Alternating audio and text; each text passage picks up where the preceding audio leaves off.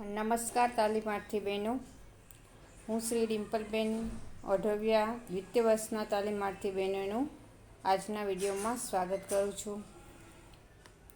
સૌ પહેલાં તો બધાને જય શ્રી કૃષ્ણ. આપણે કોર્સ 1A બૌદ્ધ જ્ઞાન અધ્યયન અને સામાજિક સાંસ્કૃતિક પરિપ્રેક્ષ્ય જે વિષયની શરૂઆત કરી છે, જેમાં આપણે રમતોવાળો યુનિટ પૂર્ણ કર્યો છે, જેના તમારે સ્વાધ્યાયના અને પ્રગતિ ચકાસવાના પ્રશ્નોના જવાબ ફૂલસ્કેપ ચોપડામાં લખવાના છે, જે તમે શરૂ કરી દીધા હશે. પહેલો જે યુનિટ છે બોધ અને જ્ઞાન.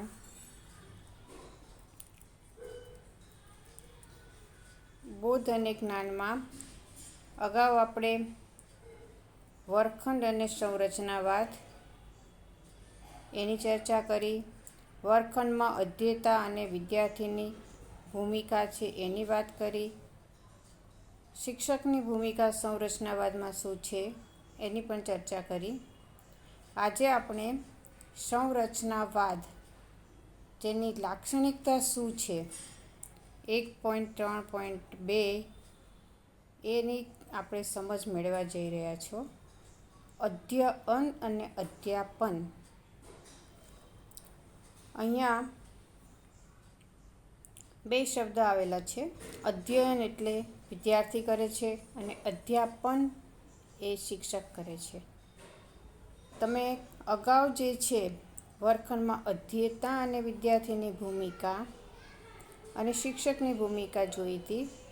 એ બંનેના જે મુદ્દાઓ છે એનું જ કોમ્બિનેશન જે છે એ લાક્ષણિકતામાં જોવા મળશે. પહેલાં તો થોડીક સંરચનાવાદી શિક્ષણ જે છે એની આપણે પ્રસ્તાવના શું છે એની વાત કરી લઈએ. અધ્યયન કરનાર એટલે કે અધ્યેતા પોતાના અનુભવોમાંથી સક્રિય રીતે પોતાના જ્ઞાન અને અર્થનું સર્જન કરે છે. હવે તો તમને આ બાબત છે બરાબર સમજાઈ ગઈ હશે. અધ્યયન કરનાર એટલે કે અધ્યેતા પોતાના અનુભવોમાંથી સક્રિય રીતે પોતાના જ્ઞાન અને અર્થનું સર્જન કરે છે. એ સંરચનાવાદનો કેન્દ્રીય વિચાર છે. એક વાક્યના પ્રશ્નમાં પૂછાય છે કે સંરચનાવાદનો કેન્દ્રીય વિચાર જણાવો, તો ત્યાં તમારે આટલું લખવાનું થશે કે અધ્યયન કરનાર એટલે કે અધ્યેતા પોતાના અનુભવોમાંથી સક્રિય રીતે પોતાના જ્ઞાન અને અર્થનું સર્જન કરે છે. એ સંરચનાવાદનો કેન્દ્રીય વિચાર છે. આના થકી અધ્યેતાનું પ્રત્યક્ષીકરણ વધુ વિકસે છે. માત્ર અધ્યયન નહીં, પરંતુ તેની સમજના વિકાસ માટે સંરચનાવાદ તરફનું ધ્યાન વધુ સક્રિય બન્યું છે. અલબત્ત આ વાત એ નવી સંકલ્પના નથી. આના મૂળિયા પ્રોટાગોરસ, એરિસ્ટોટલ, હેરોક્લિટ્સ તત્વચિંતનમાં અભિપ્રેત છે. એક વાક્યના પ્રશ્નમાં આ પણ પૂછાઈ શકે કે સંરચનાવાદ જે છે એની મૂળ વાત કયા કયા તત્વચિંતકોએ કરી છે, તો પ્રોટાગોરસ, એરિસ્ટોટલ અને હેરોક્લિટ્સ. સંરચનાવાદને મૂળભૂત રીતે વિકસાવવામાં વિકો, જ્હોન ડ્યુ, બ્રુનર અને જીન પિયાજે તેમજ ગુડમેન ઉપરાંત હેગલ જેવા મનોવૈજ્ઞાનિકોનો મહત્ત્વનો ફાળો છે. અને આ પણ પ્રશ્ન એક વાક્યમાં પૂછાય કે સંરચનાવાદ જે છે એને વિકસાવવામાં કયા કયા મનોવૈજ્ઞાનિકોએ મહત્ત્વનો ફાળો આપ્યો છે, તો એમાં વિકો, જ્હોન ડ્યુ, બ્રુનર, જીન પિયાજે, ગુડમેન અને એ ઉપરાંત હેગલ. હાલમાં સંરચનાવાદનો ઉપયોગ મહત્ત્વનો બન્યો છે. અધ્યયન યોજનાના સંદર્ભમાં સંરચનાવાદનું મહત્ત્વ વધ્યું છે. હવે પછીના જે અભ્યાસક્રમના પુસ્તકો જોશો તો એમાં પણ વિદ્યાર્થીને પ્રવૃત્તિ કરવાની હોય છે.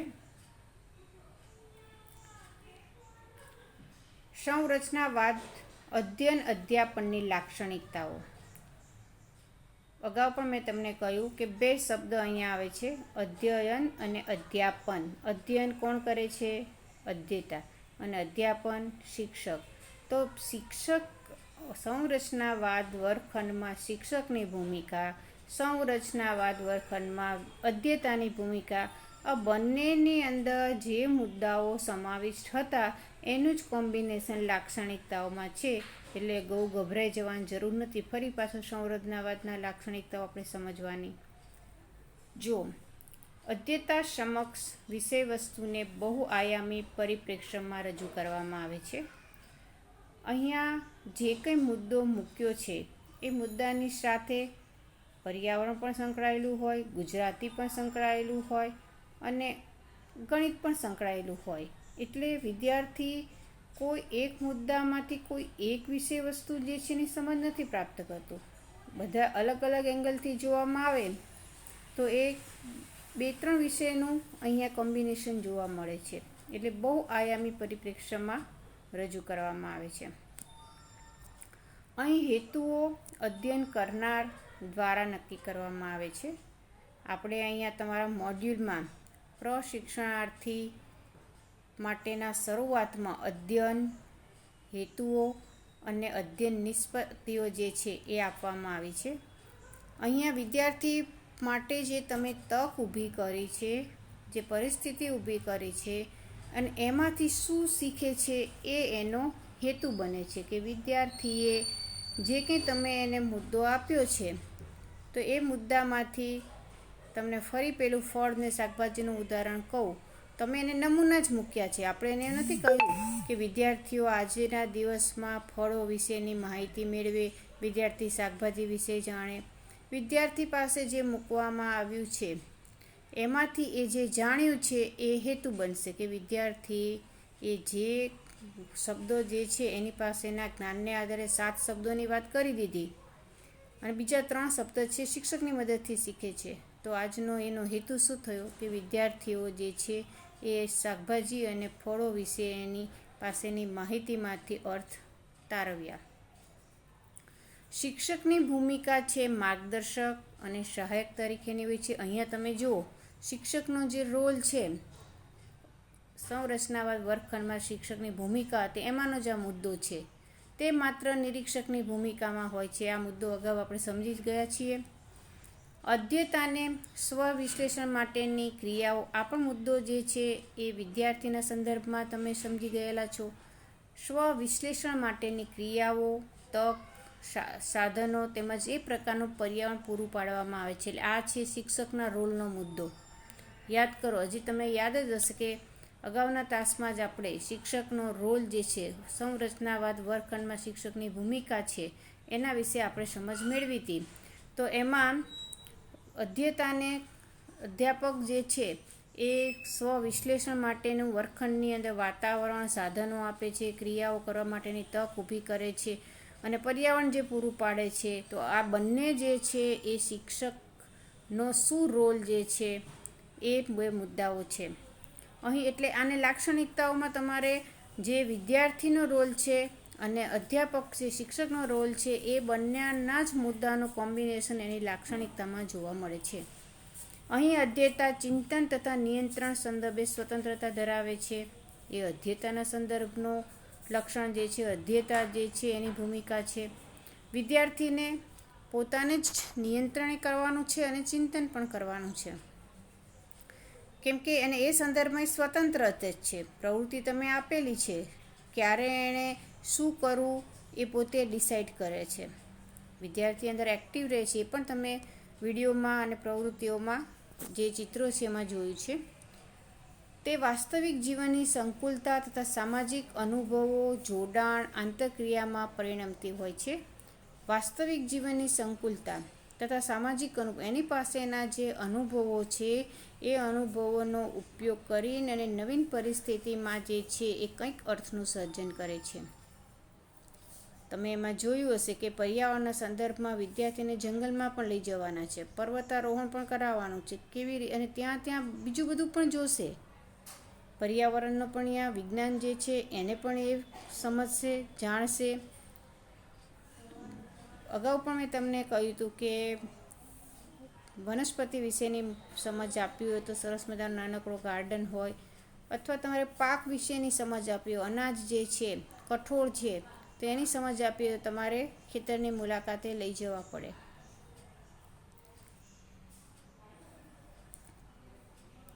સમસ્યા ઉકેલ, ઊંચી માનસિક પ્રક્રિયા કૌશલ્ય તથા ઉચ્ચ જ્ઞાન કેળવવા માટેની સમજને મહત્ત્વ આપવામાં આવે છે.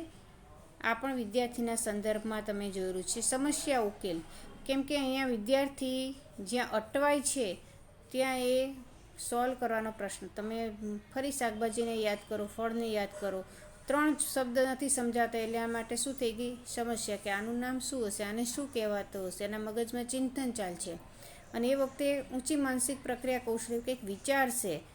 આપણી જે જૂની ટ્રેડિશનલ પ્રણાલીમાં શું વાત કરી હતી કે બોર્ડ પર શિક્ષક 10 નામ લખી દે કે આ ફળના અને આ શાકભાજીના, એમાં એને કંઈ વિચારવાનું હોતું નથી. શિક્ષકે જે શબ્દ આપ્યા એને સ્વીકારીને ચાલવાનું હોય છે.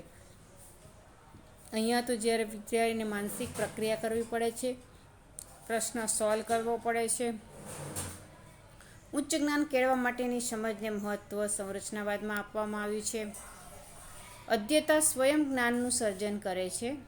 આપ તો હવે તમે બરાબર પાકું થઈ ગયું હશે. તથા નક્કી કરેલ ધ્યેયની પૂર્તિ કરે તે માટે સંશોધન એ સૌથી મહત્ત્વનો અભિગમ છે. એ વિચારીને કંઈક નવું શોધશે. તમને અગાઉ પણ વાત કરી હતી કે ગાડી જે છે, રમકડાની ગાડી વિદ્યાર્થીને આપી હોય તો મમ્મી પપ્પાને બહુ જ ડર લાગે, તોડી નાખશે, પણ એની એ સંશોધન વૃત્તિ છે. સ્પેર પાર્ટ જુદા કરશે, ફરી પાછું જોડવાની કોશિશ કરશે, તે એની સંશોધન વૃત્તિ જે છે એ અહીંયા જોવા મળે છે. એટલે આ અભિગમમાં પણ વિદ્યાર્થી જે છે એ કંઈક નવું શોધે છે.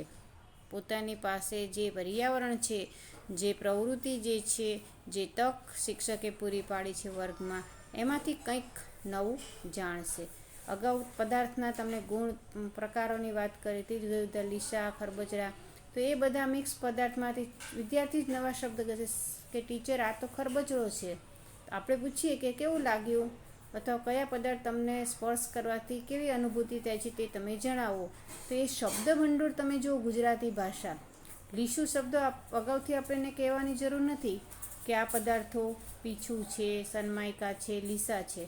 વિદ્યાર્થીના પોતાની પાસેનું જે આસપાસના વાતાવરણમાંથી જે એનું શબ્દ ભંડોળ હતું એ શબ્દ ભંડોળને જ બહાર લાવવાનું છે. તમારે તો માત્ર એને નમૂના આપીને પ્રવૃત્તિ આપી દીધી અને એવું કહ્યું છે કે તમારી પાસે જે પદાર્થ છે તમને કેવો અનુભવ થાય છે, કેવો લાગે છે, એ તમારે બોલવાનું છે. તો વિદ્યાર્થી જ કહેશે કે આ વજનદાર છે, આ હલકું છે, આ પોચું છે, આ કઠણ છે. તો ત્યાં ગુજરાતી શબ્દ ભંડોળ છે તમને એ જોવા મળશે. તો આપણે હમણાં અગાઉ પણ વાત કરી કે અહીંયા બહુઆયામી એક સાથે બીજા બધા વિષયોનું પણ કોમ્બિનેશન થાય છે. તમે કદાચ તમારી એમની પાસે રહેલા જે નમૂના આપ્યા છે, 20-25 નમૂનાનો તમે ખડકલો ગ્રુપમાં આપી દીધો છે, લીસા છે, ખરબચડા છે, દબનીય પદાર્થો છે, અને વિદ્યાર્થીને એવું કહેવામાં કે તમને મેં કેટલા નમૂના આપ્યા છે ગ્રુપમાં, તે ગણતરી કરશે કે ટીચર મારી પાસે 12 છે, કોઈને 14 આપ્યા હશે. અહીંયા ગણિતનો પણ ઉપયોગ થયો, ગણતરી કરે છે. તો એ શબ્દ કઈ વસ્તુના સંદર્ભમાં ગુણધર્મ બતાવશે ત્યારે બોલશે લીસું છે, ખરબચડું છે, પોચું છે. તો એની પાસેનું શબ્દ પણ ગુજરાતી, એ પણ આપણને જાણવા મળ્યું કે એને આટલા આટલા શબ્દ જે છે એની ખબર છે. અધ્યતામાં અનિવાર્ય કૌશલ્ય અને જ્ઞાનમાં વૃદ્ધિ થાય છે. જે કૌશલ્ય એને હસ્તગત કરવાના હોય તો એમાં એ કૌશલ્ય અને જ્ઞાન એ બંનેમાં વધારો થાય છે. સહકારજન્ય, આ પણ મુદ્દો આપણે જોઈ ગયા. સહકારજન્ય અને સહયોગજન્ય, આ બે શબ્દ, કેમ કે કામ આખરે શેમાં કરવાનું છે, જૂથમાં. એટલે સહકારજન્ય અને સહયોગજન્ય અધ્યયન માટે અધ્યતાને અભિપ્રેરિત કરવામાં આવે છે. અભિપ્રેરિત કરવામાં આવે છે એટલે અહીંયા શિક્ષકનો રોલ યાદ કરો. શિક્ષકના રોલમાં આ મુદ્દો છે જ કે સહકારજન્ય અને સહયોગજન્ય અધ્યયન માટે અધ્યતાને અભિપ્રેરિત કરવામાં આવે છે. કોના દ્વારા? શિક્ષક દ્વારા. એને આપણે લક્ષણ સ્વરૂપે જોયું. અધ્યતા પોતાની ક્ષમતાની મર્યાદા કરતાં આ પણ મુદ્દો આવી ગયો છે. પોતાની ક્ષમતાની મર્યાદા કરતાં વધુ ક્ષમતા કેળવે તે માટે સહાય આપવામાં આવે છે. શિક્ષકનો રોલ છે, જેને આપણે લક્ષણમાં વણી લીધું છે. હવે તમને આજે સંરચનાવાદી વર્ગખંડમાં અધ્યયન અને અધ્યાપનના લક્ષણો છે એ તમને બહુ નવું પાકું કરવાની જરૂર નથી. આ બધા જ મુદ્દા છે એ તમારે અગાઉ આવી જ ગયેલા છે. જો વિદ્યાર્થીઓ ગ્રુપમાં કામ કરે છે, એટલે પેલું સહકારજન્ય અને સહયોગજન્ય જે છે એ માટે શિક્ષક વિદ્યાર્થીઓને અભિપ્રેરિત કરે છે. પ્રવૃત્તિ જેવી આપી છે કે જેમાં એકબીજાની મદદની જરૂર પડે. અહીંયા કોઈને ધક્કા નથી મળતા. અને પાછા બધાના ચહેરા તમે જુઓ, નેચરલ ફોટા છે. આ કોઈ વિદ્યાર્થી જોઈને એને કેવી આમ એવું નથી કહ્યું કે આ પોઝિશનમાં ફોટો પાડો. છોકરાઓ જ્યારે આ વર્ગખંડની અંદર કામ કરી રહ્યા છે ત્યારે જ આજે લીધેલા છે. આ પાછળ તમે જુઓ છો, આપણા અહીંયા પ્રજ્ઞા વર્ગમાં આવા કલરફુલ સાધનો જોવા મળતા. તો આ સાધનો, આ વર્ગખંડ, આ બધું જ જે નિર્માણ કરવાનું છે કામ કોનું છે? શિક્ષકનું છે. અહીંયા શિક્ષકનો રોલ છે એ સંદર્ભમાં જો વિદ્યાર્થીઓ છે એ બે વિદ્યાર્થી એક્ટિવ છે, બીજા વિદ્યાર્થી જોઈ રહ્યા છે. એ જોઈ રહ્યા છે સાથે સાથે કંઈક બોલી પણ રહ્યા હોય એ એમની પ્રવૃત્તિના સંદર્ભમાં. આભાર વિદ્યાર્થી મિત્રો. હવે તમને સંરચનાવાદ, એનો ખ્યાલ, સંરચનાવાદની લાક્ષણિકતા, સંરચનાવાદનો વર્ગખંડ, સંરચનાવાદમાં અધ્યતા કે વિદ્યાર્થીની ભૂમિકા, સંરચનાવાદમાં શિક્ષકની ભૂમિકા, આટલા મુદ્દાની સમજ પ્રાપ્ત થઈ ગઈ હશે. હવે આપણે વિડીયોમાં મળીશું ત્યારે સંરચનાવાદ જે છે એ સંરચનાવાદના